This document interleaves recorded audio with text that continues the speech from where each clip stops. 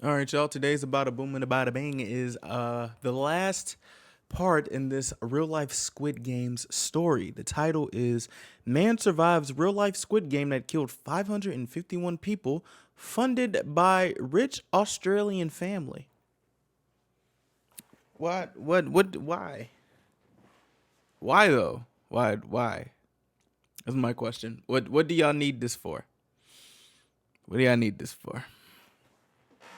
I kind of would like to know. Let me charge my camera. Put that in the charger right there, because this explanation has to be vast. Because why y'all doing this? This video is brought to you by Sebastian's Patreon. Not only is this page packed with exclusive videos, 800 plus at the time of this recording to be exact, but it also comes with a couple tiers. If you'd want to subscribe and support this growing community, click the link in the description below, and thank you for everything. Now, let's get back to the video.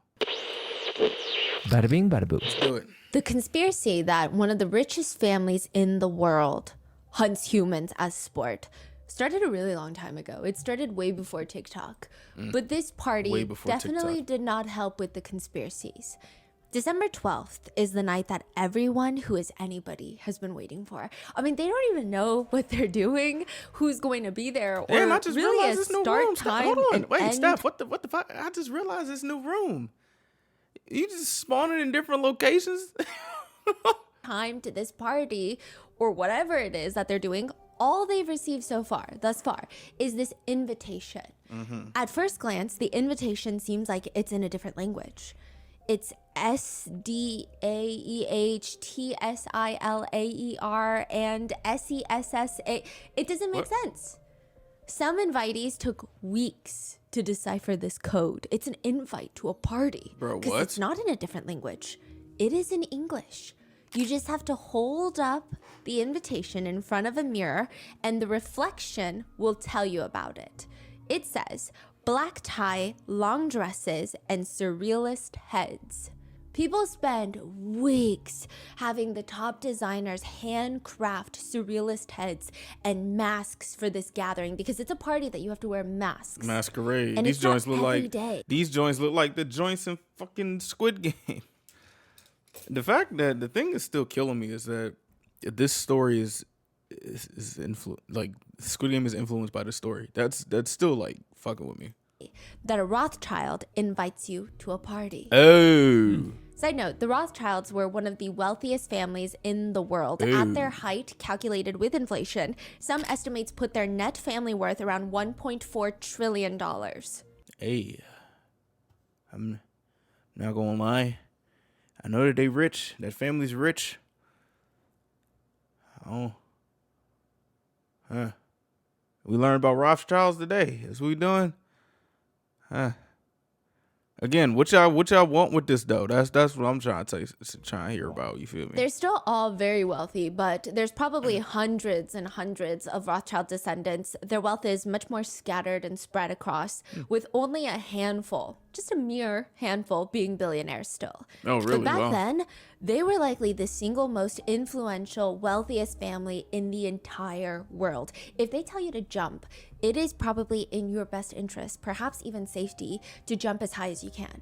If they tell you to wear black tie, long dresses, and surrealist mask my heads, gosh, it is hold probably on. in your best interest to get the best surrealist mask head that you could possibly find, or get a top designer to create one. See, my dumbass would probably think this is a nice little event where I can just like get the funkiest of masks, and then I just realized that this ain't really that. This is some evil type of shit. See, this is how you could get me.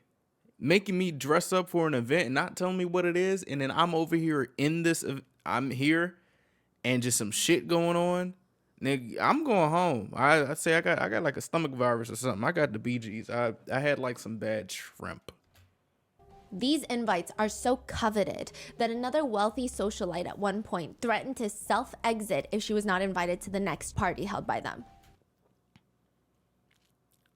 I wonder how many people said that about Diddy parties. That's what I want to know. You really gonna off yourself because you ain't get invited to this party? Okay.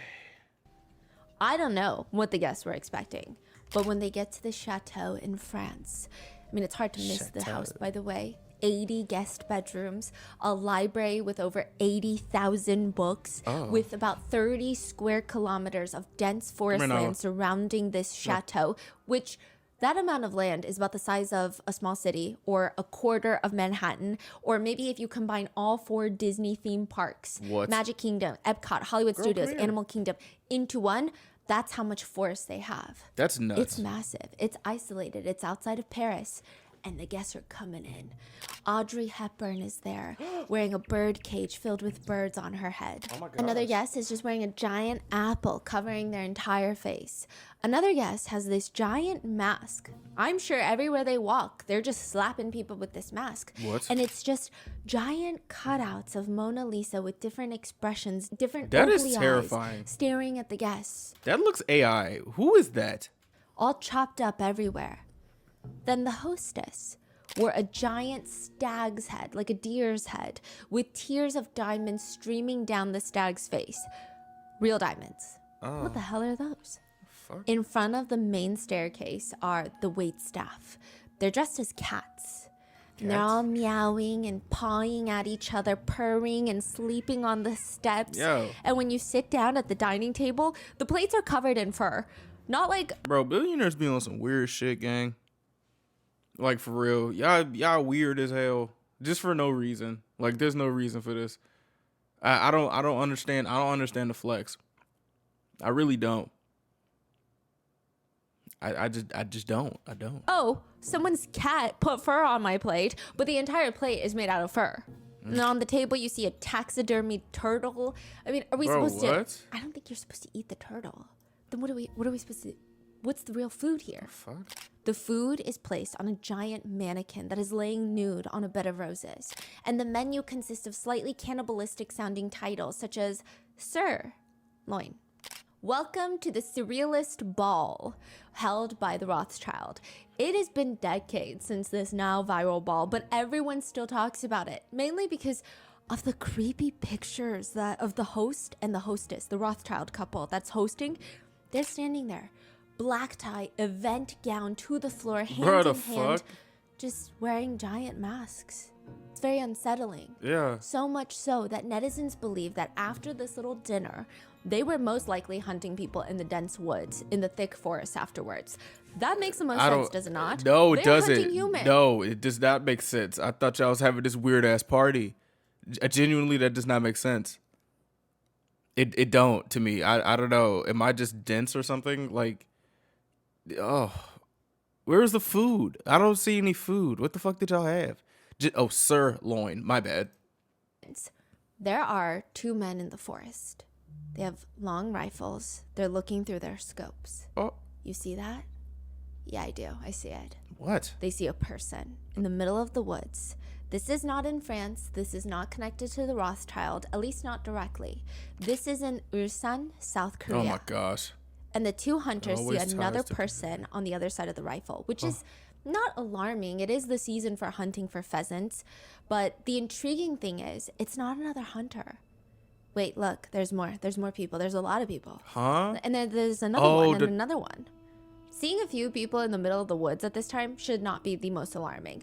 But when you see nearly 100 people in the middle of the woods gathered, it's weird. It's intriguing. No, it's not. Turn around and go. No. No. The hunters get closer. Oh. It looks like some sort of construction site. Oh, shit. Maybe they're building out here. I mean, again, it's not too strange. This is a developing area. They're about to walk back when one of them stops. No, something's weird about this place. The next day, that man alone, one of the 2 hunters, comes back. This time, instead of a rifle, he starts bringing a telephoto lens and he's shooting pictures. Oh. If you look from afar, this feels like a regular construction site. It's very typical. But once you get closer, there's a dog. 13 dogs, German shepherds. Oh. They're not watching the woods, though. So imagine a construction site and you see 13 dogs. Would they not be watching the woods for anyone coming, I don't know, to loot, to take stuff, to stop them from developing? I don't know. right? You would expect that they're watching outside, but they're watching the construction workers. Why would they need to guard them? It doesn't make sense. The 13 German shepherds are all attached to some sort of human handler that is also holding a giant wooden club. Again, they're not watching the woods for intruders or anybody that's approaching. They are watching the construction members. The man with the camera waits until the sun sets and he starts taking photos of the guards, and the guards are tying everyone's ankles together. Bro. Dozens of people tied together by their ankles with chains, and then they're shuffled into this shipping container. The door is slammed shut and padlocked from the outside. What would y'all do if y'all seen this? I'm calling a trusted adult. I don't give a fuck, but I'm waiting till I like am like so far away, so I won't get caught. I'm not gonna lie to you, cause I'm not trying to get got, but I will tell a trusted. Well, I don't know, because the trusted individuals here are probably in on this shit. So I don't know. What would you guys do? People in the woods are victims of Brothers Home. They have been transferred from Busan, South Korea, where the welfare facility that houses over 4,000 people is located, into Ulsan to start building a second location. You're kidding. What? The man with the camera, Y'all are though, expanding? he's going to figure out who's behind all of this.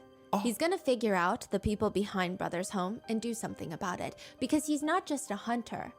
He is the newly elected prosecutor for Ulsan. This is the real life case behind shit. Squid Games. The plot thickens. The plot thickens. Oh my gosh. Imagine you're just like, your first day on the job, but you just finding this. I don't think I would be. I don't know. I don't think I would really be excited. I'd probably be scared. Cause what the fuck, dude? I'm supposed to be chasing down purse snatchers. Thank today's sponsors who have made it possible for Rotten Mango to directly support a survivor of today's episode. This episode's partnerships have also made it possible to support Rotten Mango's growing team, and we'd also like to thank you guys for your continued support as we work on our mission to be worthy advocates. As always, full show notes are available at rottenmangopodcast.com. With that being said, today's case has mentions of internment, essay, trafficking, torture. Please take a break. This is a very heavy case. Another note, South Korea at the time that this took place was not a democracy. It was run by a dictator. So clearly times were different, but I don't know how different, because these things keep repeating in history, not just in South Korea, but everywhere. bro. Additionally, Wait, our the leg amazing is caught. Korean researchers and translators were able to travel out to some of the survivors in today's episode. They conducted interviews. They translated the survivor's book, The Surviving Child, written by Han Jung-sun. He's a huge part of the case. We will refer to him as Han, which he explains why he even wrote this book in the first place. He says, no media outlets try to directly talk to the welfare center victims. No one has listened to the victims' stories about what actually happened there. That's fucked up. It seems like they didn't even want to try listening. So in the end, many citizens have no idea about the reality of what's happened. One last note, That's this fucked is up. part 3 of the case. This is the final part. In part 1, we went through the torture games of the Brothers Welfare Center, which are very similar to Squid Game. In part 2, we did a deep dive on what they do with the 551 plus dead bodies that were at the facility, as well as some of the torture methods and what happens when you escape. And in this episode, we're going to go in depth on the wealthy benefactors of these games, the facility, if you will. So with that being said, let's get Bro, started. they're building a There's second been a one. lot of That's recent crazy. conspiracy theories surrounding Squid Games. Like how BTS's V is going to be in season 3 of Squid Games. That Hey, bro, I'm not gonna lie to you, gang. I hope this. I hope this is true. I really do. But something is telling me I just hope he has like a part where he doesn't die. I'm gonna keep it P, That's a huge conspiracy. or I'm gonna keep it V. I guess theory, not a conspiracy. Or like how everyone is related. That the old man player 001 from season 1, the old man, could be the father of our main character, Ki-hoon. I didn't hear that. What? I thought he was. What? Or as well as the father of the front man, the one that facilitates the games in the all black guard suit. But he got a brother. So there's so many conspiracies of what if they're I all didn't hear that one. connected. There's also the conspiracy that the front man, he's infiltrated the games to just presumably teach the main character a lesson. That at the end of the day, all humans are the same. That if given the chance to do what the front man does, or the chance to be a VIP, they will choose to do that. Or a really crazy theory that there's this old lady Girl, in you the second fart season. already? She joined the games because she needs to make money so that she can pay off her son's gambling debt. And her son is also in the games, right? That Bitch she ass might be boy. the wife of the old man that started the games. There's so many conspiracies. Man. There's a character in the game that happens to be heavily pregnant. Naturally, there's theories about her and her unborn baby. One, that perhaps the main character might have to sacrifice himself to save her and her unborn child, make sure that she's the last one standing. Whoa. Or another conspiracy that in the end, everyone must die, and the only thing in the corner that is surviving is that little baby. That she gives birth, and only one can survive, so she has to sacrifice herself so her baby lives on.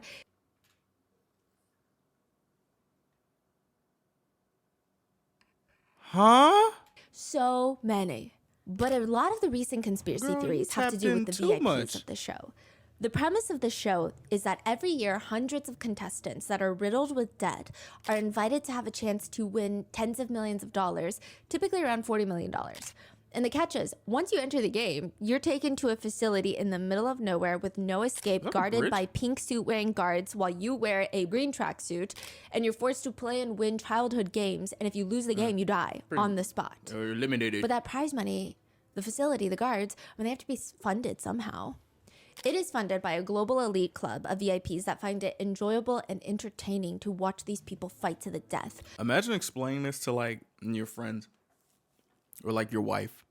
Well, your wife may be in it, but let's just assume that she don't know anything about this.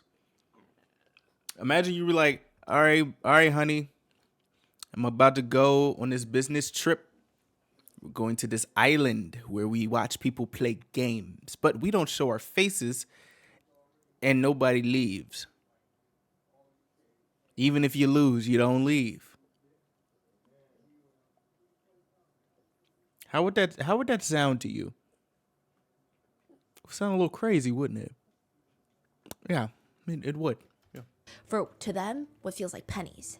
In season 1, it's so interesting. You get a glimpse of the VIPs. They're watching while getting served food and drinks. A lot of the masks are eerily similar to the ones worn at the surrealist ball held by the Rothschild family. The stag horns, the bejeweled masks, they're so similar. In season 2, though, someone points out a conspiracy. They never show the VIPs again in season 2. They never show them. They never show them watching, their reactions, nothing, even though they did in season 1. Would it not be more natural Well, to it show would be them in again? part 2, no? There could be a play of dynamic of people are dying and the VIPs are reacting, and maybe they form interpersonal relationships and they grow attached to some characters and not other characters. But no. Or maybe that could be in season 3. You know, it could be. I don't know. And at one point, it feels like the main character breaks the fourth wall and is telling others in the game that the VIPs are watching them. Oh shit. But it almost feels like he's looking at us, Oh, the viewers, hold on. watching Like, Netflix. We're in the Wait, game. whoa. Leading to the conspiracy that we, all the people of the world, are the VIPs watching for entertainment. Hey yo. Others are saying, well, maybe it's not you. Hold on, I ain't no VIP. Cause I'm on your side. I'm not no damn VIP. I'm hoping you escape this motherfucker. Don't put me in with them. I'm not one of them. I'm just watch. No. And me that they're looking at. But maybe they're breaking the fourth wall looking at the elites of the world. It's a nod to them because they might be watching this too. We know what you're doing. One netizen comments, Y'all know the universal law where it says everything must be exposed. That's like a universal law. That's why there's like movies about things that are happening or has happened or is going to happen. Y'all ready to put y'all tinfoil hats on today? I don't know.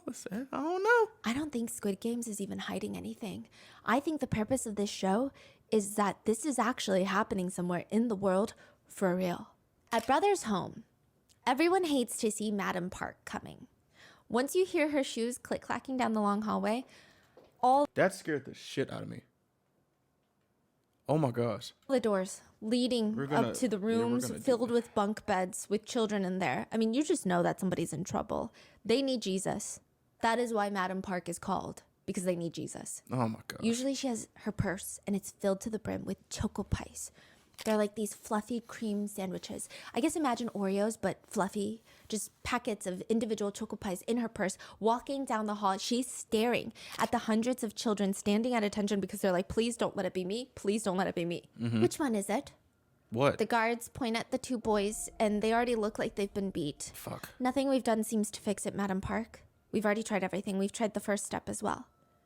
The guards mean that they've already tried to tie the private parts of the two boys together with a small thread. What the fuck? The logic behind it is these two boys keep peeing in their sleep. They keep wetting the bed as they sleep. If they're connected by their privates, if one of them starts wetting the bed while they're sleeping, then the other boy's private part gets wet and he wakes up and says, hey, wake up. You're using the restroom. We got to go use the restroom. Bro, what? It almost never works. So the idea that they continue the practice seems to be based off of torture alone. And if that doesn't work, which is almost always, the next step that the guards do is call in Madam Park. She's the cure. She sits down with the boys, and if this is your first time seeing Madam Park, she almost seems maternal. Oh my gosh. She looks like a little ajumma. My bad. Nyla had to, she wanted to eat. I don't like this lady. She's scaring me already. Like a church lady. And she's got all these children's snacks in her purse. You know, I can Some help church you, ladies right? be mean too. The truth is, the reason you're doing this is it's the demons. All right. The demons are making you wet the bed. Yeah, the demons are what's going on with my bladder and me being scared. I can't control my pee. It's demons. Yeah, the demons are the ones beating us. Come here. She makes the boys one by one, all the bedwetters, lay on her lap, on their backs. Their private part is across her lap, and she pulls down their pants and their underwear, and she starts grabbing and squeezing their private Bro, areas. this is nasty. This is disgusting. What the fuck? Say it with me. Lord, I believe. And then she'll squeeze as hard as she can, and they all scream out in pain. She screams, boys who believe in the Lord will be cured. Many victims say that the pain is so unbearable that you can't even think. You can't even think to say what she wants you to say. Bro, this shit makes me mad as fuck. Like, why are y'all assaulting children now? Like, no, bro, no. There's nothing in the Bible that says anything about that. First of all, not in the New Testament nor the Old Testament. I ain't reading nothing about grabbing a little boy's. You know what I'm saying? No, nigga. No, you're fucking nasty. Because you just want to stop the pain, You're yes? fucking But you disgusting. can't even think to say, what did she tell me to say again? I just need to scream. It's almost a reflex. Until finally, it's just white hot pain and they're screaming, I believe in the Lord, I believe in the Lord. And it seems like their vision is going white. Only then will the madam let you put your pants back on. And as you wipe your face with all the tears, this is also documented in the book, she will reach into her purse and pull out a singular choco pie. It is the best and worst thing many of them will taste in weeks. Han, the author of the book, if you watch the first 2 episodes, he's the survivor that authored the book that was used for source material, but also he's the one that was trapped with his sister. He and his sister were taken to the brothers' home by police officers after their father dropped them off one drunk evening. He just didn't know how to take care of the kids anymore. Han, like many of the other survivors, he has these nightmares. But this one feels different. Like you're being watched. I mean, it's crazy how humans can feel the feeling of being stared at. Han opens his eyes, and right in front of his face are 2 floating eyeballs just glowing in the dark, unblinking. Oh my god. He jumps up out of bed, turns on the light, and it's his older sister. The one that was trapped with him at brother's home. Oh. I thought the older sister is in the other Psych ward? Yeah. This is once they're out. Ah. They're trying to live together once they escape. We're going to go into detail on how they all escape. Oh. And he turns on the light. Shine, what are you doing? I told you we're supposed to sleep now. Yeah, I'll go to sleep. But when Han looks up again, she's not asleep. His older sister is just sitting there staring at the wall. Some nights she laughs at the wall. Other nights she cries at the wall. Whenever Han would ask her, Shine, why are you laughing? Why are you crying? She'll turn around and tell him stories about their lives before Brother's home. She never talks about what happened at Brother's home, at least not in these moments. Han says, there was a time I thought about just killing everyone. For me, I had nothing to lose. It was entirely possible to do it. I could have become a psychopath that society could learn to fear. I could have. Instead, he thought, well, why don't I just start small? I'll just kill one person first. I'll kill my dad. because he thought he's the reason that we're in Brother's home. Okay. My older sister, who was so smart, so very kind, ended up in Brother's home, put on psych ward meds. I mean, she lost her mind in there. She was beat every single day. She was tortured in ways that, I mean, Han was tortured the same way. They were both essayed. It was a lot. The whole thing became more complicated when Han finds out that his dad was also trapped in Brother's home later, but that doesn't make things better. So over a decade after they're released, Han decides, I can't do this anymore. For the past decade after Brother's home, I've just been floating around. My sister is still not my sister, like the sister I remember. I gotta do something. So he goes to see his dad with a knife. Oh, shit. He says, I visited my father. He didn't realize I was his son. He didn't recognize me, but I recognized him. And at the time I was carrying my knife. My intention was to kill my father. I asked him, do you remember sending your children to Brothers Welfare Center? He responded, I remember. I had no choice at the time. It was difficult. Again, his father does not recognize him. He asks, sir, what do you think Brothers Home was like for your children? Do you think it was a nice place for your Did he think this was a fucking foster care place or something? kids? Han said if his dad said anything along the lines of, I think it was okay. I think it wasn't the best, but it's okay. He would have killed them right then and there. He would have no second thoughts about it. His father opens his mouth, looks up at Han. That place was not a place for humans. They broke my ribs in there. I was beaten badly. I feel, and Han could see the guilt in his dad's face. And for a second, Han is holding the knife in his pocket, but he thinks, what if I were my dad? Would I have done the same thing? What if I had no money? The government said, the Olympics are coming. We want to help clean up the streets. We'll take care of your kid. We'll feed your kid. We'll educate your kid for you. Your kid will be better off. Would I send my kid there? See, now I'm like understanding a little bit, or just trying to, because in the end you did send your kid to over there. But like, if this is something that's actually advertised to me as like, we can help, and it like actually seems like that, then maybe I would be inclined to do so. But like, if that turns out to be what the Brothers Home is, it's like, bro, I didn't know, but it's like I'm your dad, so it's like I at the end of the day, whatever comes to me is deserving. Cause what the fuck? Like I wouldn't even, like, for me, if I was a dad, and I remember in the last episode, I may be like contradicting myself, but maybe I did forget that there was. But I don't know. Wait a minute. Because didn't he drop it? Wait a minute. Wait. Maybe, because it's the government. And they both stare at each other, and before Han asks, who do you think I am standing in front of you? I thought Stephanie said he was drunk and dropped them off at a police station. Ugh. I don't know, some government official? Are you here to monitor me or something?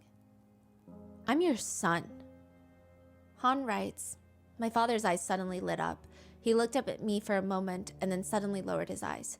After that, he didn't say another word for 3 years. I think he was tormented by guilt. Han tells his dad that he'll be back to see him. Oh. And since then, Han has visited his dad every single month in the psych ward. After being released, Han's dad has been left in the psych ward. And on Han's way out, he throws out his knife. After escaping Brother's home, the biggest memory Han has was being in Brother's home, and the words were just ringing in his head. He didn't even know what he was thinking about. It just kept saying, with a knife. He would wake up, and in his mind, it would just say, with a knife, with a knife, with a knife, with a knife. And he initially thought, once he gets out, okay, I'm going to kill everyone with a knife. Like, I've lost my mind in there. I'm going to turn into a psychopath so that people will listen to me, and I'm going to stab everybody with a knife. That's actually insane, because just just stabbing somebody, it's just so personal, and you have to get all up on them. Like, is he? I'm just thinking of just like the thought process of someone, and let's exclude Han here, but someone who is like a killer and who's just start getting up on people with knives. It's like, do you not, other than other than the moral thing of not, stabbing people with knives, but do you not put it into account that they could like fight back? Like that's very, very, very personal. Like you're really all up on somebody. And then he thinks, no, I'm just going to kill my dad with a knife. That's what my brain was telling me to do. But now he realizes with a knife, that feeling, I just want to carve out my painful memories with a knife in my head. He wishes he could just cleanly cut those memories from brother's home and throw them away. And for 25 years, nothing happens until 2012. A man named Vincent steps into a taxi, a cab in Los Angeles. What? He offers the cab driver a very interesting proposal. Drive me around to 5 different stops and get paid $600. Oh. Max, the cab driver, he agrees because he doesn't know that Vincent is going to 5 different places to kill 5 different people. He's a hitman. Oh, what the fuck? A hitman in a taxi? Are the people he's killing bad people? Are they good people? Vincent doesn't care. He doesn't. That's fucked up. You just putting innocent people in like jeopardy. Like bro, like honestly, if you get past the barrier of like, hey, you shouldn't do dirt, bro, just don't bring other people into this shit. No, he just kills them. But Max cares. He doesn't want to be a part of this. All he wants to do is save up enough money to open up his own limo company. That's it. He's not even supposed to be a cab driver. He's been a cab driver for decades, but he's really supposed to be a limo company owner. This is all temporary. He's just trying to save up enough money to start his own company. And all of this is just, it's rough.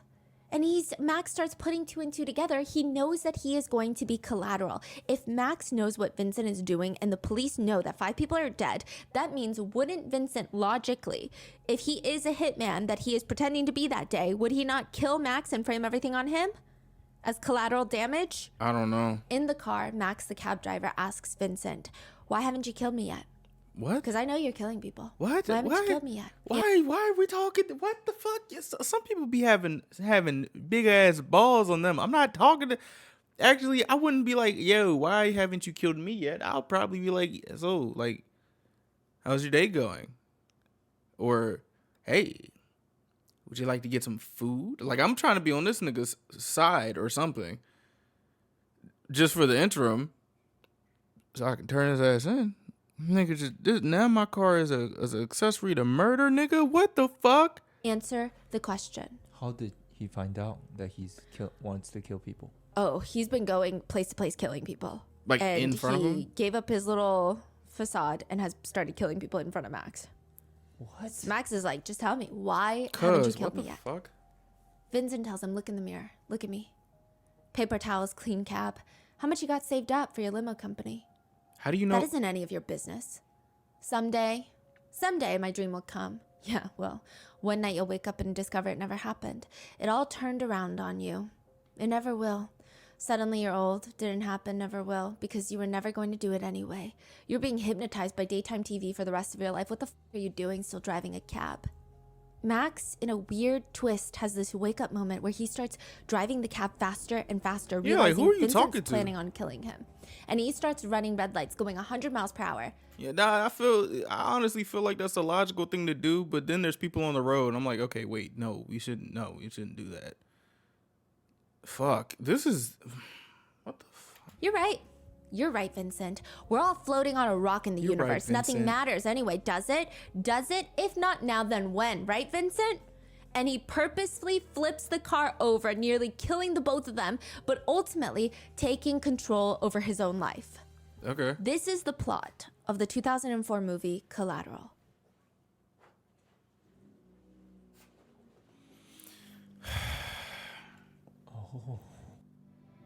And you just hit us with an ad. Nigga, what the fuck? I don't know why that just irked me, bro. I thought this was a real life thing. Like, I thought this was a story that would be tied into the Squid Game thing. That just irked the shit out of me. There's this moment where Tom Cruise's character, Vincent, says something along the lines of, "You became a hostage to someone like me because all you do is a dream. Why Jamie To achieve Foxx? your dream, you should have done everything, but you didn't." Han says, 2012, he's watching that movie, and he realizes, listening to that conversation, I thought, it felt like he was speaking to me directly. Nobody had been speaking about Brother's home. What had happened there? We all just sat in our own places, agonizing and thinking about it. It almost felt like it didn't happen. That was the moment I decided I was going to tell the world what happened in Brother's home, Okay. even if it killed me. Oh, okay. Prior to Han protesting at the National Assembly in South Korea, for the past 25 years, nobody has even spoken up about Brother's home. None of the other victims or survivors. Everybody hid it. Sometimes people hid it from their future spouses, partners, kids. Nobody in society wants to feel bad for people without homes that are begging on the street. They are It's fucked up. humans that need to be cleaned up. Jesus. The stigma was so strong that the victims, once they escaped Brother's home, being tortured for years, forced to play these weird torture games, some were left permanently paralyzed. I feel like that's very, very sad. Obviously, it's sad as fuck that you've gone through this pain and literally someone that you probably will marry and supposedly will spend the rest of your life with, you can't even tell them this because you have this notion that nobody gives a fuck. Like, that is a mental hell, bro. Oh my gosh. Some had each of their teeth plucked out one by one for fun. They have no teeth. Most of them were essayed by guards every night for years. They're forced to do manual labor, and yet they can't tell anyone about it because they're going to be judged. Han said during his protest, one citizen even grabbed him by the collar. He's peacefully protesting in front of the National Assembly. This citizen spit in his face and said, "What? Even people like you, scum of the earth, want taxpayer money now?" Bro, what the fuck? Some cursed at him. Others looked at him with pity and said, "Kid, you're hitting a rock with an egg. Give it up." But he stood there every single day sharing his story. Don't hit me with no stupid ass proverbs, idioms, and shit, boy. What the fuck? Hitting a rock. Oh, that probably would have sent me over the edge. Because what? I am a 37-year-old man. I was 9 years old when I was taken into Brother's home. This is the 9-year-old me speaking. Please listen. I have no idea where my life went wrong or why I have to live like this. Being born as one in billions, I wonder if I might have been sent on some kind of mission. But looking at myself now, it seems like I have no mission at all. I'm just pathetically aging. Han explains that his dad and sister are now confined to a mental hospital, even after being out of Brother's home. They cannot adjust back to society, and there's nothing that he can do to help them. All he can do is visit them, using what little money he has left to buy snacks. And he splits them exactly in half. Aww. If he accidentally purchases 3 of the same snack, because sometimes the supermarket does buy 2 get 1 free specials, he has to either eat the 3rd one or keep it for the next time he visits. When our researchers went to interview Han and his sister, they told the researchers that they have a really hard time sharing food. They all do, most of the victims from Brother's home. In Korea, when you go out to eat, you often order family style, meaning you order like a bunch of big plates, fish, beef dishes, veggie dishes, and then a big thing of rice comes out and you all put onto your little plate and you eat kind of like a Thanksgiving meal, but that's typical for a lot of restaurants. Han and his sister don't really feel comfortable, and they preface this because they don't want to make our researchers feel awkward. They say it's, after years of fighting for our food and eating from a single dish, sharing can be very stressful. Wow. Like subconsciously, we feel that when others serve themselves, of course we want them to eat, but we feel like our own portions shrink. Even though we know logically now we can just order more food, but it's really hard. Han will have to monitor his sister's water intake throughout dinner. She almost has an addiction to liquids, mainly water. Back at Brother's home, the water that they had to drink was extremely unclean. There were little squiggly things that were alive moving around inside swimming. Flies would get in the water and drown, and that's the only water that they received. So whenever Han's sister gets water to drink, she drinks it excessively to the point where it hurts her stomach. Oh my gosh. Our researcher noted that Han's sister has a very young charm about her. She behaves more similarly to a younger girl, even though she's in her 40s now. She has very high emotional intelligence, and she's very attentive to others around her, asking how she should properly address them. One thing they noticed is that she has these really long, graceful fingers. When she picks things up and puts them down, it's like someone who's done ballet for years. It's very elegant. But then at one point in the dinner, she looks at her and then just breaks it off. Just like that. Oh my unprompted. goodness.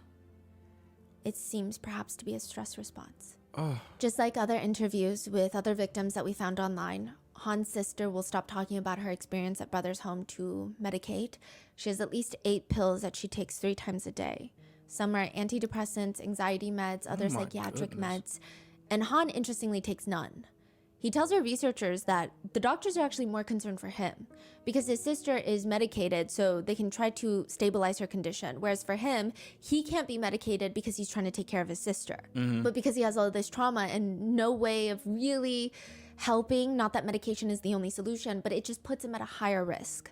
But Han will do anything for his sister. He says when he first got her out of the mental institution, this is after Brother's Home, she was sent to another mental facility. He fought to get her out, and she wanted to go back. He realized, they're at the hospital. You can't eat when you want. You can't skip meals. You don't make choices. So the real world, all the freedom to make choices was overwhelming her. He said it reminded him of, those beautiful birds that have their feathers plucked out to prevent them from flying. And over time, even if no one pulls out their feathers, they pluck them out themselves. See, this is the thing that is killing me, bro. Like, people funded this shit. And this has happened to countless other people. Like, how do you not feel no type of guilt? You put your money in this shit, bro. What the fuck? It's like a bird locking themselves back in the cage Like, because what? it feels safer. But now she's learning to love her freedom. And Han asks her researchers, what kind of colors do you think people like us like? People like me who have gone through all of this. Think about it. A lot of people will say we like dark and gloomy colors. No, But bright, most right? of us, the victims and survivors of Brother's Home, we all like really bright colors. When thinking about how he even survived Brother's Home, he says, I think it's from my sister.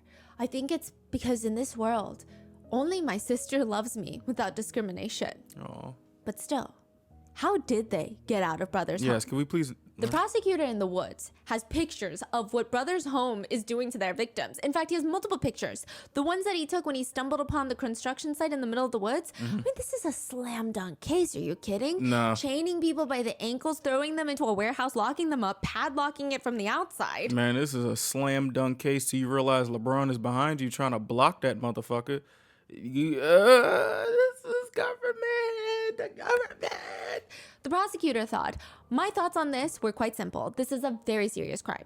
Even confining and forcing one person to do labor is a very serious crime. Confining and forcing hundreds into labor, I mean, there's no room for excuses. We have to launch an investigation.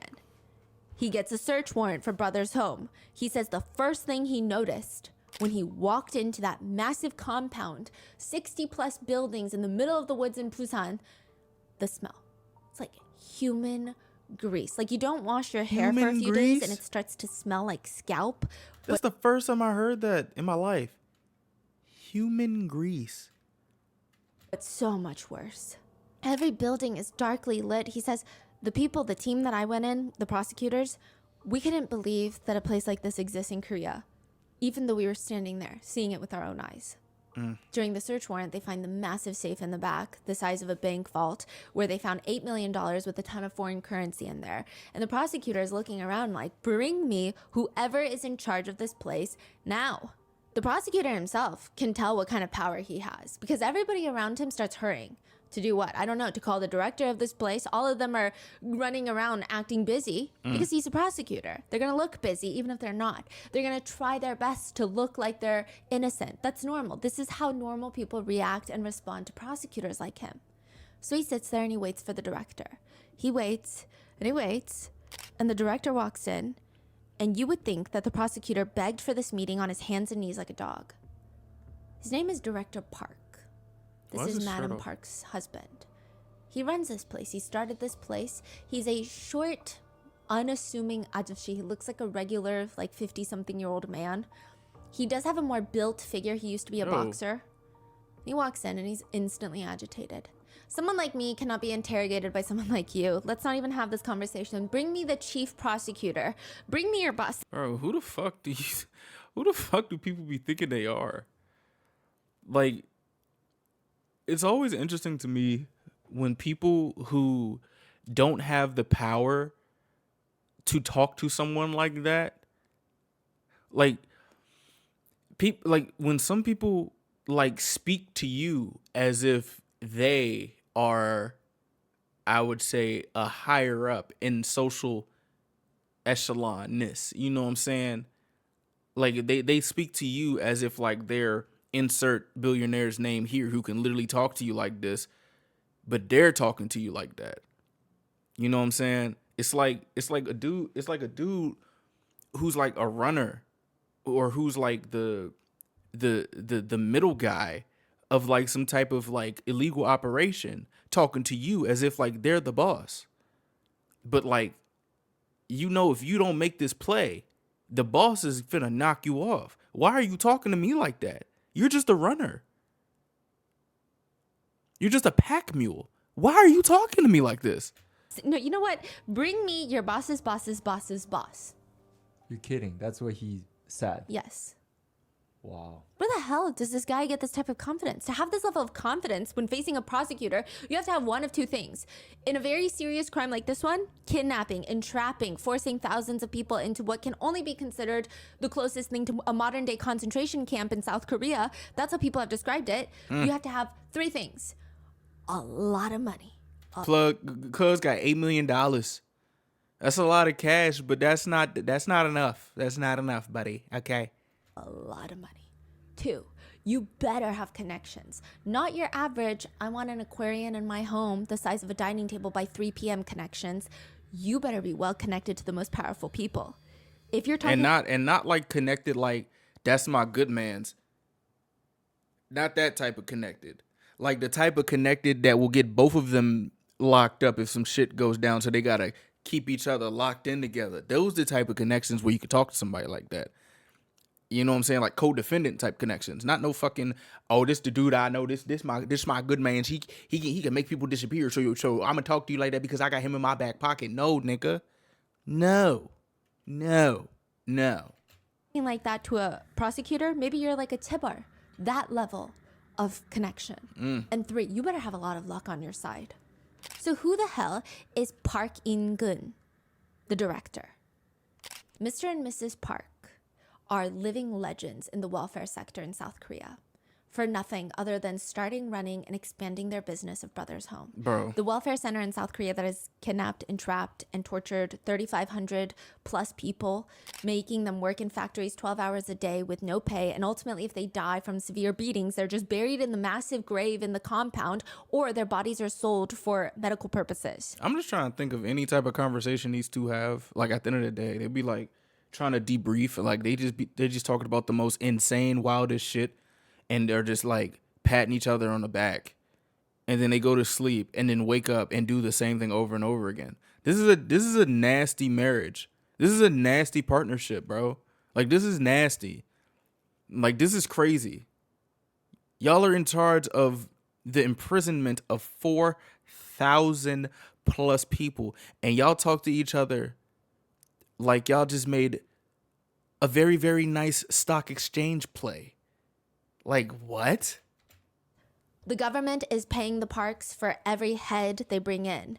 They're receiving government subsidies, forced labor contributions. Park, the director, the man behind this facility, we don't even know much about Why is he him. standing like We that? just You're know not that he used to be a cool. boxer at one point. Not a famous one, not a good one, but a greedy one. He just wanted to make a lot of money. It didn't really matter to him how he makes money as long as he makes money. He never wanted anyone to know that. In fact, even at Brothers Home, in front of thousands of people that he is actively taking advantage of and torturing, he has the audacity to act like he's helping everyone.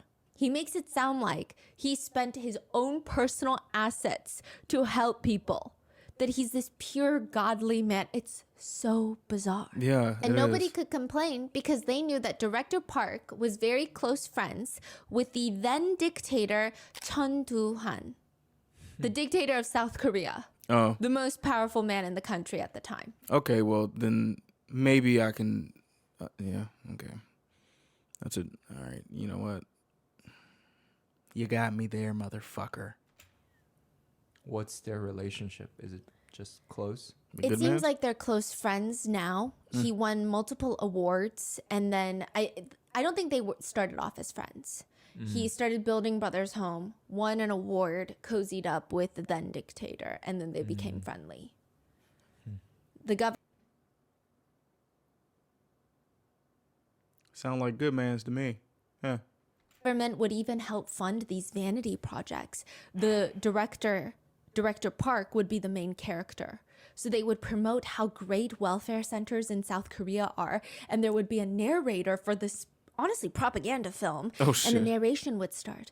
A blue fireball burns inside Director Park's chest. In the mental structure of vagrants, it seems that the concept or even the habit of law and order was not ingrained in them, even from birth.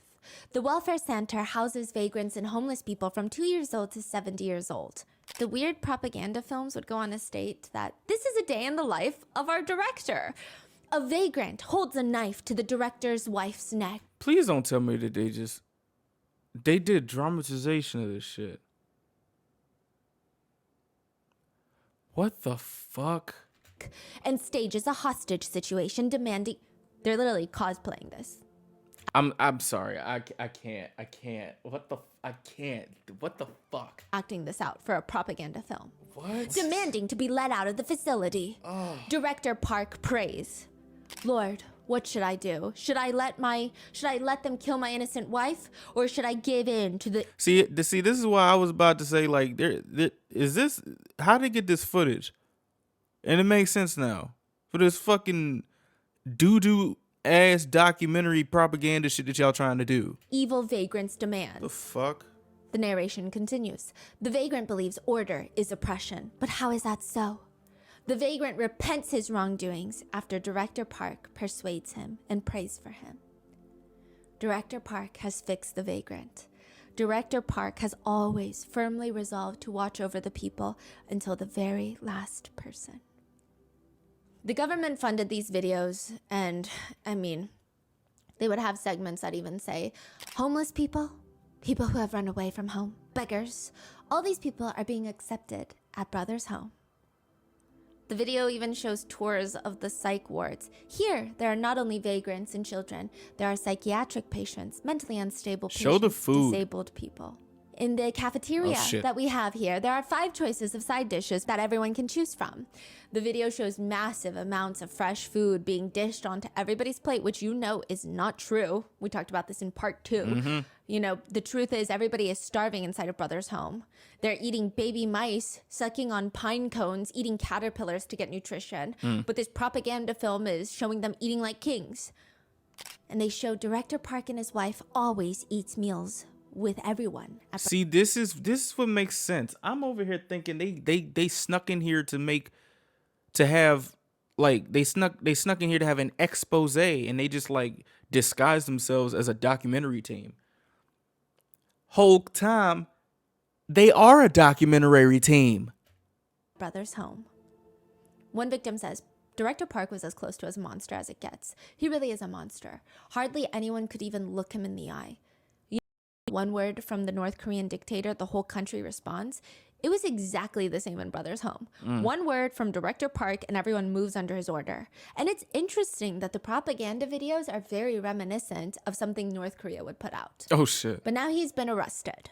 Oh. The doors to all the buildings in the massive compound are open. Really? Sunshine is coming in, and it's the best disinfectant. Victims are speaking with the prosecution. Director Park would say things like, you guys are all evil in society. Even if you were to catch diseases, skin diseases in here, you're not worth being treated. You are scum. You're making South Korea a worse place. They're telling the prosecutors everything. If someone tried to escape, Director Park would tell them, you are a social evil. And then they would be beaten in front. A social evil for wanting for having the audacity to escape this hell. That makes them. Who dog is trip? What the fuck? In front of every single person at the mandatory church segments every single Sunday. Is he the one that's beating people with the boxing gloves or no? Yeah, he Oh, and his what- brother-in-law, Pastor Lim. Pastor Lim is the more religious one. That's his brother-in-law. So Nigga hair this is whole ass. compound is really run by Director Park, Director Park's wife, Madam Park, and then her sister and her sister's brother-in-law. Her sister's brother-in-law. Yeah, it's like a whole family business. And they're just beating people Just with a boxing beating glove people. while running this religious Yeah. church Yeah. camp. And Pastor Lim was, okay, I don't even want to call him Pastor Lim. Lim, he was technically the pastor at the church, and he did this. A lot of victims believe he did this because they say when you're a welfare center in South Korea at the time, no one internationally wants to donate. But if you say, hey, we're a Christian welfare center in South Korea, a lot of Christian churches in America and overseas would donate. And they would just steal the donations. Yeah. They would even run these big campaigns of, these were kids without homes. And we took them in, and No, now you we took want to them. reunite them with You their took- families. you took but them. we need money to do that. We need manpower. So a lot of people overseas was donating to the church, and there was a victim who came forward and said, I was a child with a home, parents and siblings. I just couldn't understand why I was there, why I was being trapped in this place and being robbed of a proper education. I clearly gave Pastor Lim my home address and phone number. I even told him, my parents run a Chinese restaurant. Here is where you need to go and look.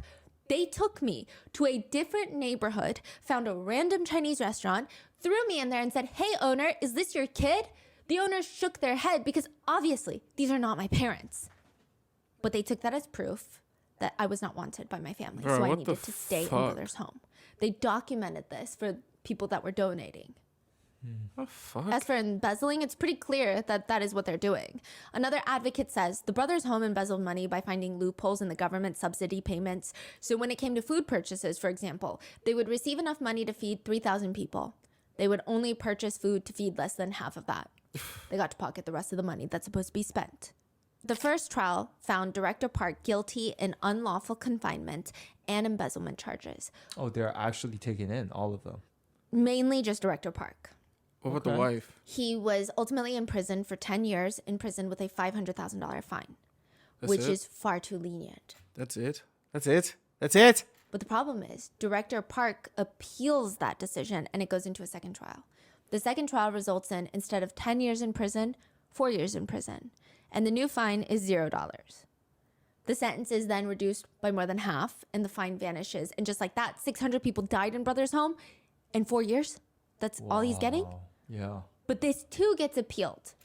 You just a greedy fuck.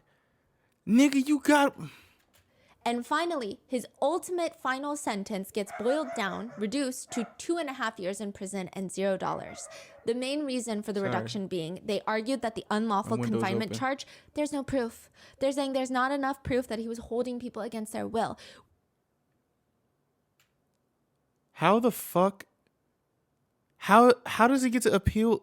What the hell? Which is about as unhinged as if I were to see a kangaroo building a 3-story house in the middle of Central Park. It's just absurd. The logic behind it is not making sense. How did your brain get... You know what? I'm just baffled with every turn of the story.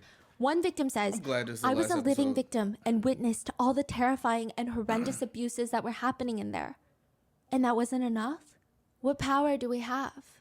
The prosecutor was being bullied by the mayor of Busan as well as the dictator at the time to drop all the charges.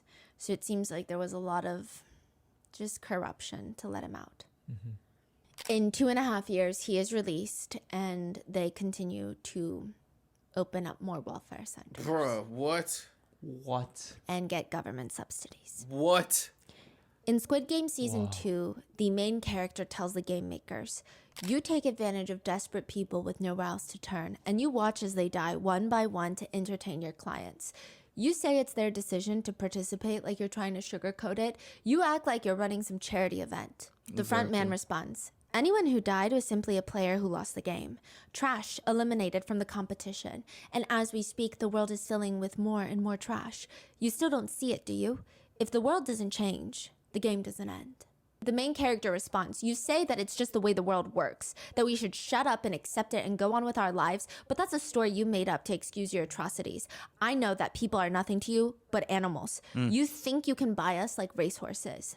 Director Park thinks like that. He opens up welfare facility after welfare facility, getting all the government funding. The facility is called Siloam House. It's a They still giving this nigga government money when they know he's not a good guy. That's fucking crazy. They just don't give a shit. welfare facility for people with disabilities. They received in total over $11 million in just government subsidies. Damn. And likely tens of millions of dollars more in the forced labor. So why not do it again? And when he finds that to be less exciting financially, he later moves to Australia. The whole family immigrates to Australia and opens up this massive golf course, sports center, hot springs. And interestingly, he buys a company called Jobstown and starts operating his business under that name. One advocate says the golf range and assets in Australia owned by the family were purchased with funds from Brothers Home. So it was bought using embezzled money. This asset represents blood and sweat of victims, and it cost them their lives. Even at the golf range, one employee was brought from Brothers Home in South Korea. He was a victim of Brothers Home, trapped there. He was flown out to Australia on a visitor visa, meaning he's not allowed to work in Australia. He's a tourist, but he's forced to work 16-hour days at the golf course, manually picking up the golf balls, fixing golf equipment, and mowing the lawns. If something is not up to standard, he alleges Director Park would use a golf club to beat the hell out of him. He said, if I was in Korea, I would try to run away again, or at least I would try to, right? But I was left in this place. I had no money, nothing. Where would I go? I don't even speak the language. This nigga took this nutty ass shit overseas.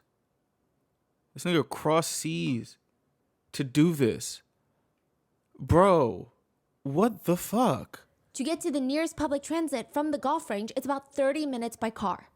Park's adult children. So Mr. and Mrs. Park, the directors, they have adult children. Of course they do. They would see him, Director Park, beating this employee at the golf range with a golf club, and they would never try to stop their dad. He says, as soon as they saw their dad get the golf club, they would just leave. They would get in the car and run away. Yo. In fact, Australian citizens saw this, that Park was hitting the employee. So this is clearly, Park thinks he can just get away with anything. Well, I can see why he talking to people like that, because nobody is. That day, the lawnmower's tires kept falling off and he wasn't able to cut the grass that well that week. The grass had grown. The golf balls are practically hiding in the grass. He could barely find them. Park is pissed. He grabs a golf club in front of everybody at the golf course and just goes in on the employee. The police are called in Australia. They investigate and nothing. Everything goes back to normal. That employee was stuck there for 8 years. He said, I just curled up for about 30 minutes and I was unable to move. The youngest daughter, Park Chi-hee, is now the director of the golf range in Sydney. She and her husband. Today? Yes. How old is she now? Do you know? She's probably in her 30s. The golf range is being listed for sale right now for $11 million. Hey, bro, nobody buy that shit. Don't buy that shit.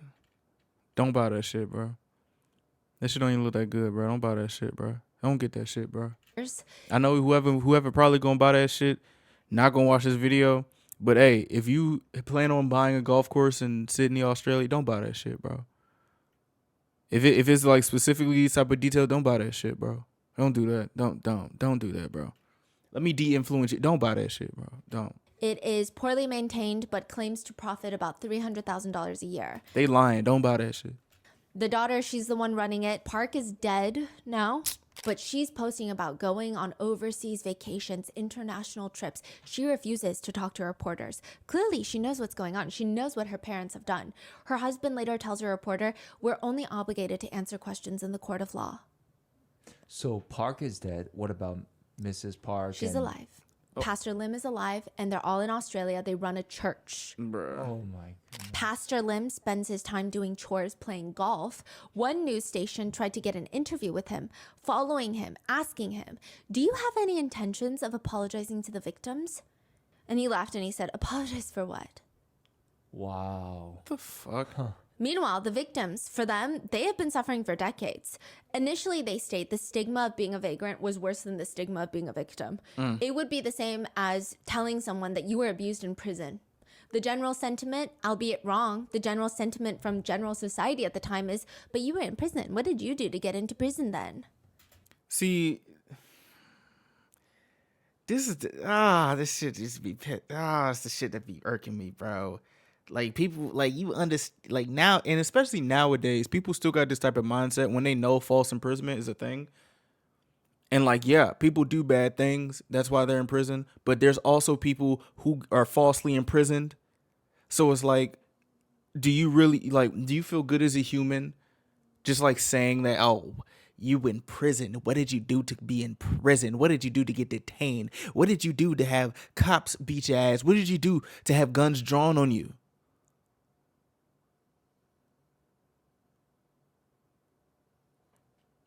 Nigga, I had police guns drawn on me because they thought my car was stolen, and it was in my name. Does that mean that mean I deserve it? What if they put me up and I went to jail for like a good week? Would that make you feel good that you said I probably deserved it, not even knowing what's going on? It don't cost nothing to not judge people just because, like, bro, niggas is I had high powered ass people be pissing me off. Like, oh. Even when they were released from Brothers Home, they would have nowhere to go. They were shipped off to other facilities or just thrown onto the streets. Han writes, the welfare center closed. The young children were put on buses, transferred to other orphanages. The remaining adults were sent home. Welfare center victims came into society without any money. They were scattered like beggars throughout the city. Many victims starved to death throughout the years. So you're saying Pastor Lim and like Mrs. Park and all of them, they're running a church. Yes. So while Director Park went to prison for 2.5 years, Brothers Home shut down.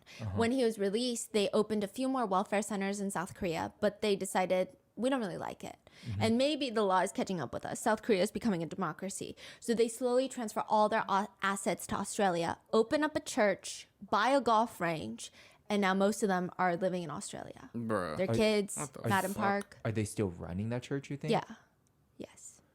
These are recent interviews. How are they still around? Because, the community is small, right? Yeah. You think a lot of people don't know the details of what happened?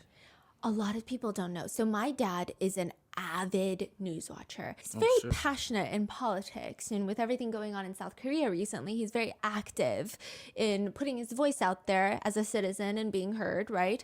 He doesn't know much about Brothers Home. Really? This is the only case in Korea I've ever asked him. I've asked him about murder cases, kidnapping cases. He knows so much. He's like, oh, I know it was a long time ago. Yeah. So everything was like kind of... It's very vague. It's like, hidden. I think like lots of bad stuff happened for sure, but I don't really know what bad stuff. He doesn't even know the names of the people that ran it. Wow.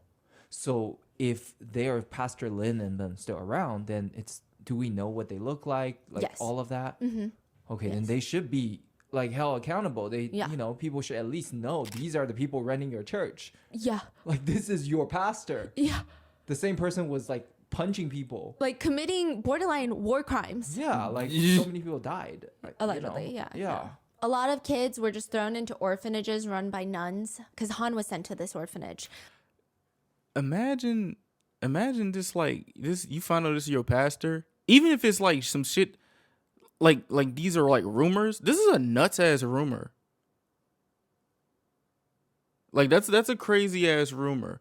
Like I'm not somebody who wants to like if I just hear something, like if I'm not really the type person to be like, I don't know, maybe depending on what the rumor is, will be like, why are you a part of this? Why are you a part of this? Like, bro, if I found out that my pastor, my church was on some shit like this, bro, I'm not, no, what? I'm not coming to no sermons because you're teaching me the word. No, Nick, no. The nuns, they were shocked. Kids were licking their dishes with their tongue like dogs because they had been lacking food for so long. And the nuns didn't know what to do. Han says it was rough because, we were children who had been beaten, tortured almost daily at the welfare center. When we came to live at the orphanage, there was no one beating us or giving harsh discipline. So we just started fighting each other. Oh, fuck. It's just, I think it's maybe the lack of resources that they had, all the torture. They're on edge. They have all this PTSD trauma. They don't know what to do. And so the nuns have a lot of trouble with them. Han says at the time, he was so stuck in the resolving all the conflict inside of him. But now in hindsight, he feels really bad for the nuns because they were just trying. But it must have been scary for them too. It was just an influx of kids coming in. It was a lot. The worst part is, right when Brothers Home closed down and everybody was released, society did not welcome them. Society was warned, the pickpocketers are coming. The people that we didn't want to see, the scum of humans, they were locked up and now they're being released. That's fucked up. Niggas, they're warning their citizens as if like they're getting invaded. And they put that out there. That is fucked up. least. And if you were trying to get a job and you said you were from Brothers Home, they would not hire you.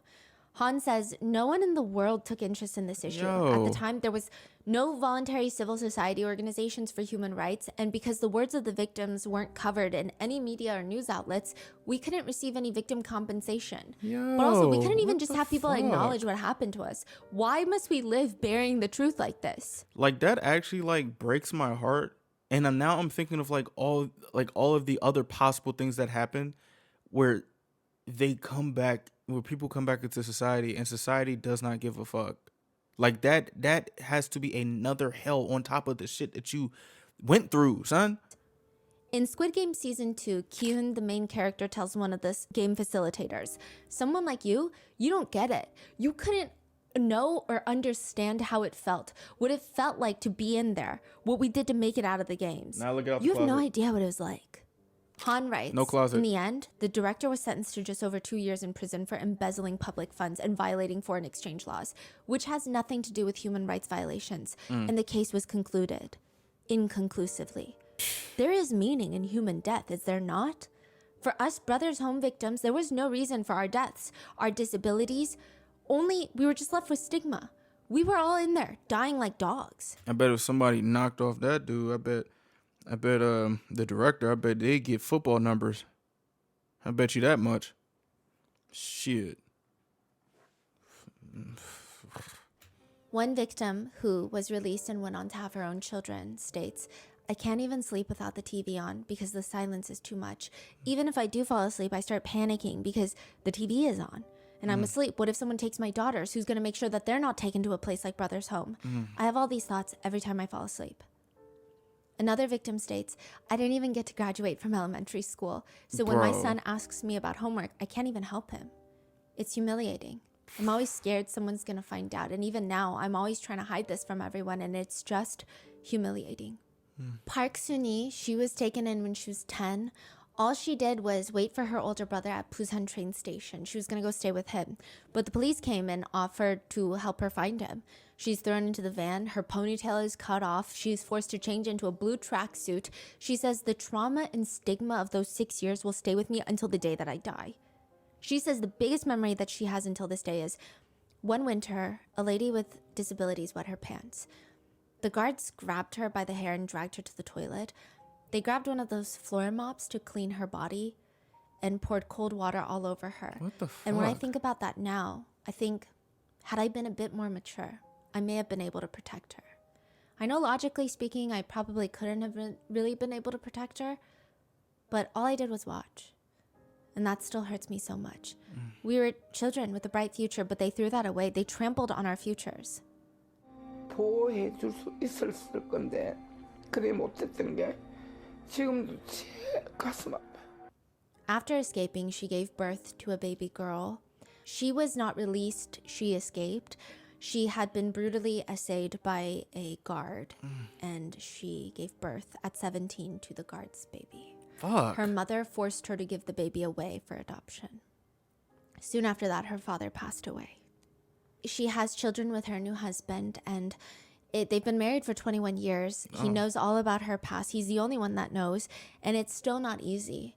She says, I've never left my children alone with anyone, not even once. I didn't even let my own husband hold them until they were over a year old because, I mean, they're his own children, but they're girls, and my trauma was so severe from Brothers Home. Even now, I can't sleep with the door closed because I actually had him take off the door to our bedroom. If the door is closed, it feels like someone is guarding it. Even though it's bright outside, I have to keep the curtains completely open when we sleep. I can't have them closed. Fuck, If I'm bro. out in society and something reminds me of Brothers Home, I come home as quickly as I can, and I have to take a shot of alcohol from the fridge, and then I can't do anything the rest of the day. Oh. She joined a victims group to talk about what she had been through, and there was this one guard. She tried to convince him to come. That guard was a victim, then was promoted to a guard and started inflicting torture and damage to the other victims. Wow.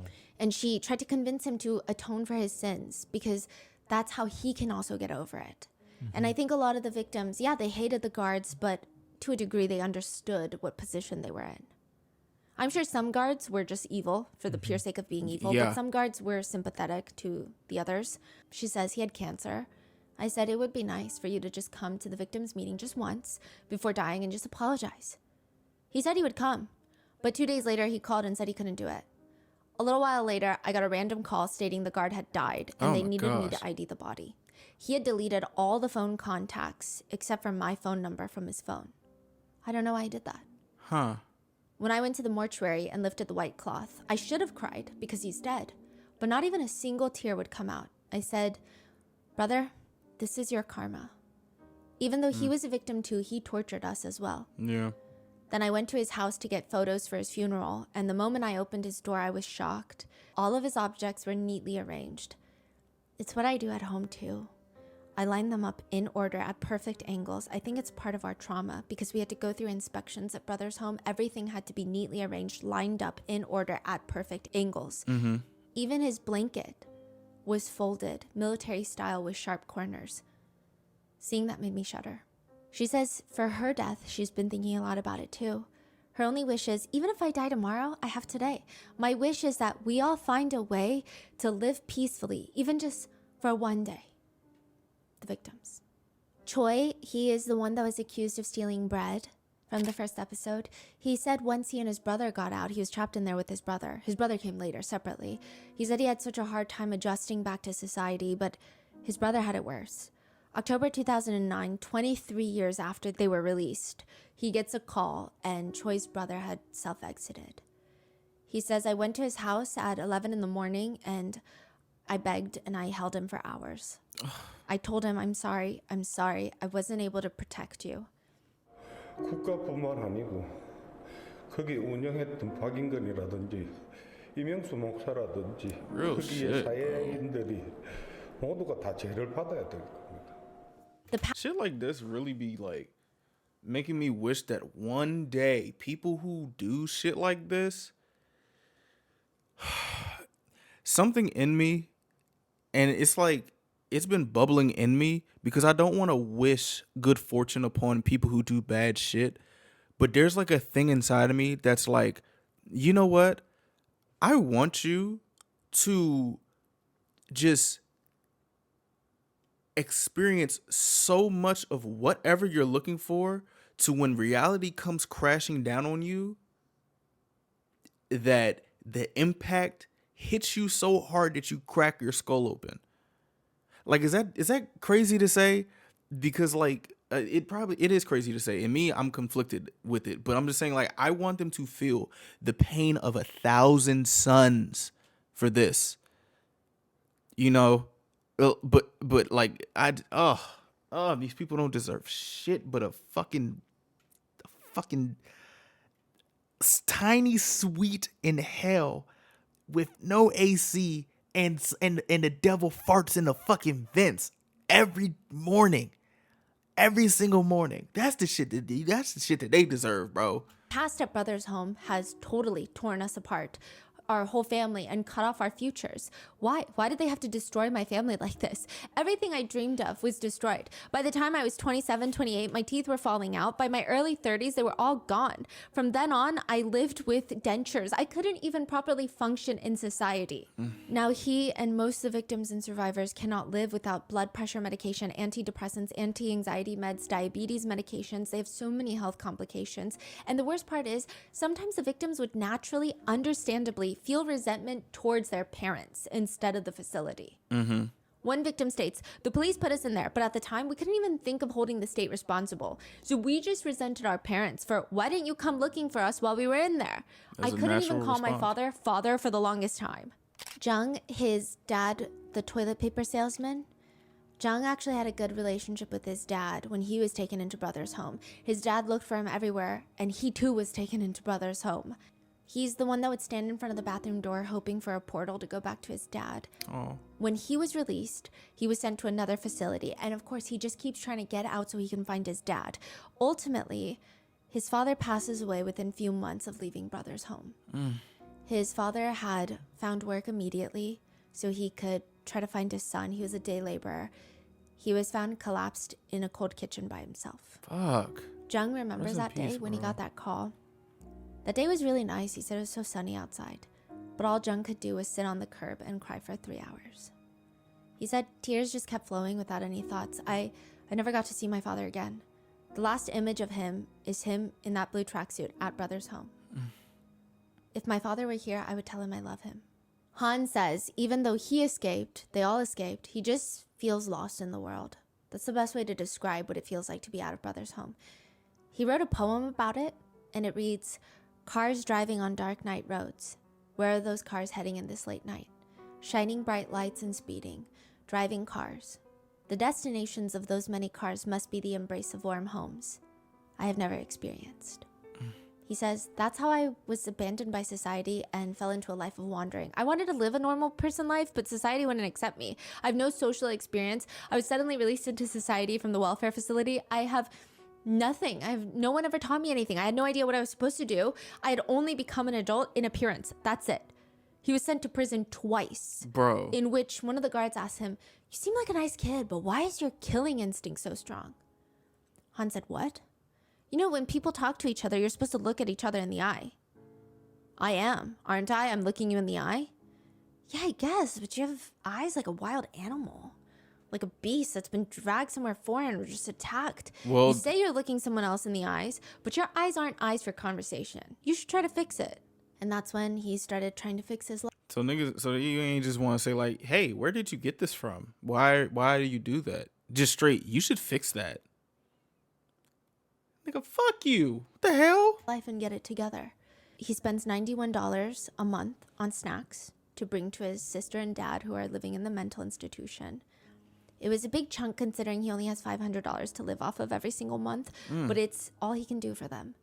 He writes, "When I bring snacks, I have to divide the cookies and drinks equally. If one thing is different, if my dad or my sister gets one more piece, a fight breaks out between the two of them. Even though they're old adults, father and daughter, they're like young children. And when I see that, my heart feels so pitiful and sad, and I always make sure to divide things accurately in advance. My doctor told me that treating my father and sister's condition now is impossible. He said it's just stalling further deterioration." So with that, he has been protesting, and 33 years later, the government signs a reinvestigation. 33 The years Second later. Truth and Reconciliation Commission is formed. The first case that they take on is the Busan Brothers Welfare Center Brothers Home incident. They're still investigating, but it's difficult considering Director Park and his entire family immigrated to Australia. They've taken all of their assets, and in 2016, Director Park passed away.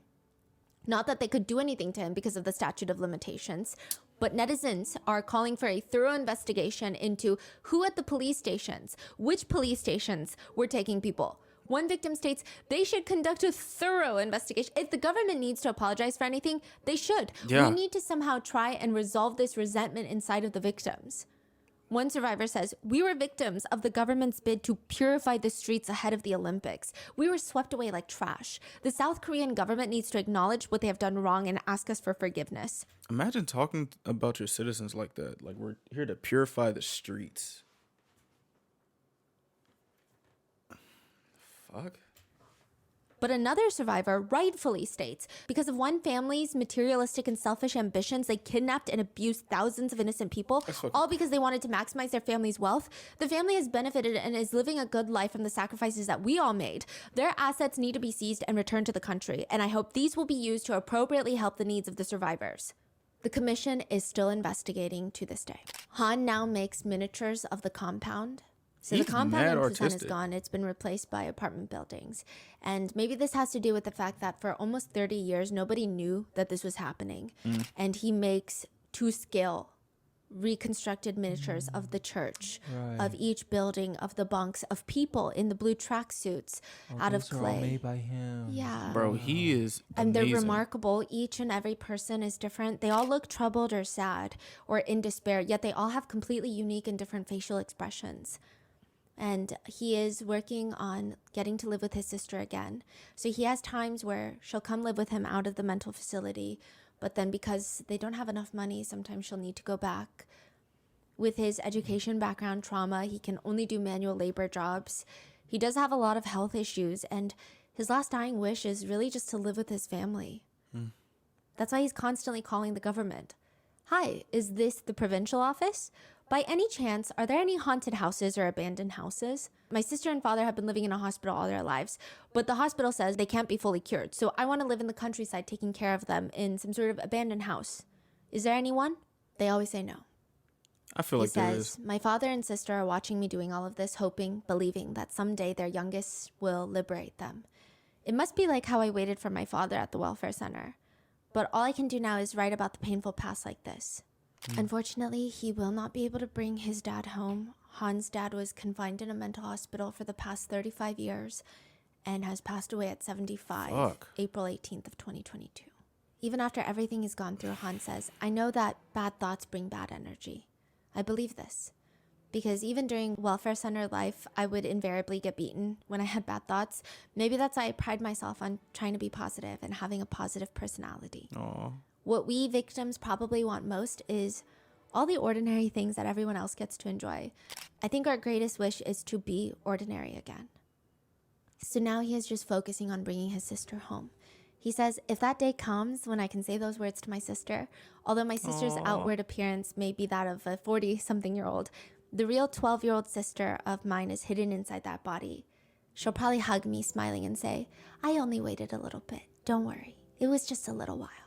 So I wait for the day to come when I can carry my sister on my back the way she used to carry me on her back from school to home. One victim states, we were taken there for no reason. Now we're survivors that are living very difficult lives. I wish that there would be some sort of support. Honestly, that's just how I feel. Han says the only reason he didn't kill everyone was because knowing that if I committed a crime in the moment of anger, the welfare center incident would be buried forever.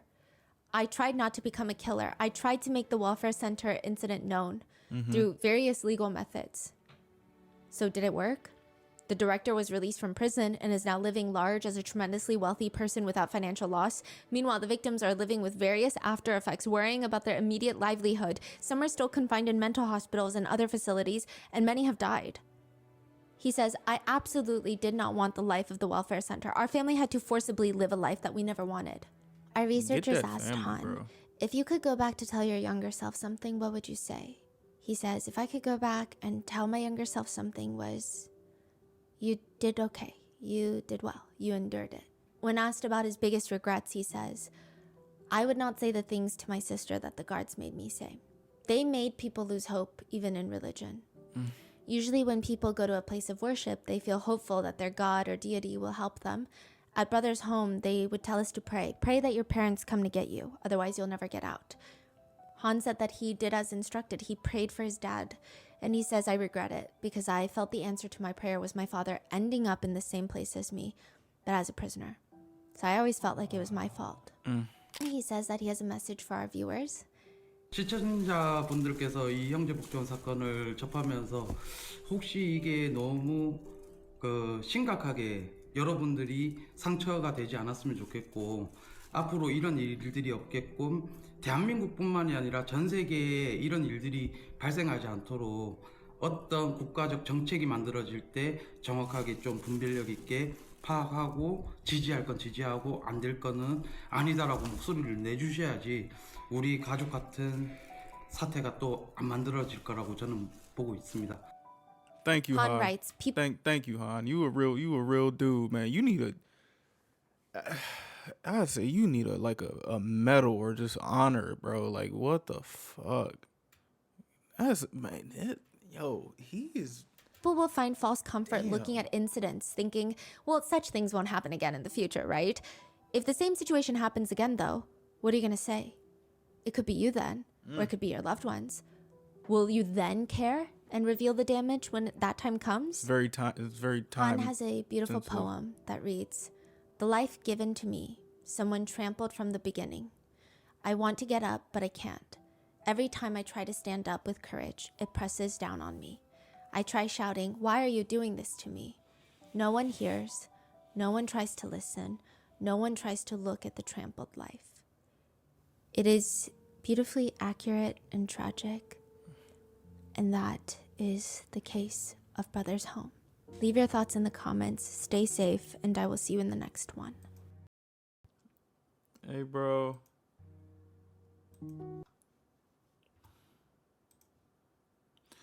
shout out to Han, man.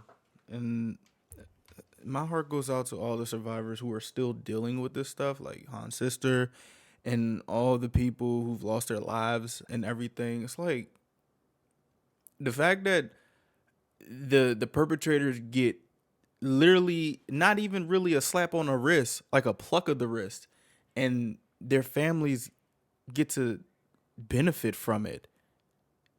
That's just so fucked. I really hope these people are found and literally everything is taken away from them.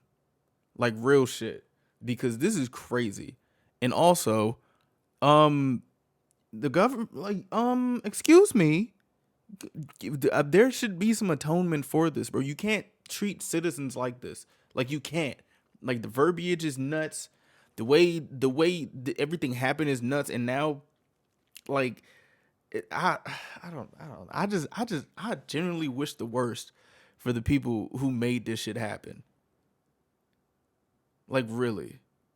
Like, it's really fucked up. And also like, can you watching, can, like, whoever's watching this, can you please not treat people who are downtrodden or people who may seem off or people who may seem like they're going through some shit? Don't treat them like shit. Let alone, don't treat people like shit. Because one, you never know what they've been through. Like, you don't. And you genuinely shouldn't have a reason to treat someone like shit for real. Unless they've done, like, some very, very heinous things, but being homeless is not one of those things. Being an outsider or being a quote unquote that word, which is a crazy word, but it's just like, treat people kindly, dog. It is. I said this the other day. It is free to be good.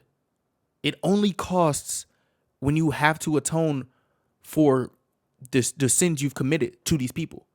So why not be good to them in the fucking beginning? It's not a hard concept to understand. It's not. It's not.